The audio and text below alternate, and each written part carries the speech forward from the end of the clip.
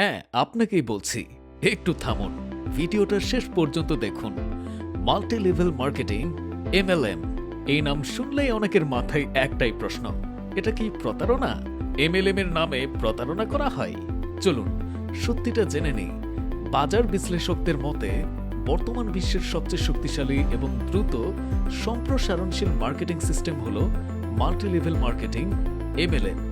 বিশেষজ্ঞরা আরও বলেন, প্রযুক্তি নির্ভর 21শ শতাব্দীতে ভবিষ্যতের বাজারকে নেতৃত্ব দেবে এই MLM মডেলে। কিন্তু একটা কিন্তু আছে, সঠিক কোম্পানি নির্বাচন না করতে পারলে এই শক্তিশালী সিস্টেমটাই আপনার জন্য হতে পারে ভয়ঙ্কর ফাঁদ। আপনি কি চান পরিশ্রম করবেন আপনি আর লাভ নিয়ে যাবে প্রতারকরা? যদি না চান তাহলে MLM কোম্পানি বাছাইয়ের আগে এই বিষয়গুলো একবার হলেও ভাবুন। কোম্পানির পরিচালকরা কি দক্ষ?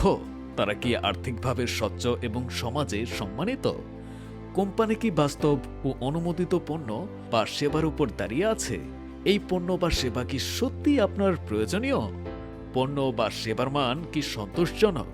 পণ্য বা সেবার দাম কি আপনার সাধ্যের মধ্যে? কোম্পানিটি কি সরকার কর্তৃক অনুমোদিত? বৈধ MLM সনদ কি রয়েছে? কোম্পানিটি কি কখনো তার কার্যক্রম বন্ধ করে দিলে আপনি কি আর্থিকভাবে ক্ষতিগ্রস্ত হওয়ার সম্ভাবনা আছে?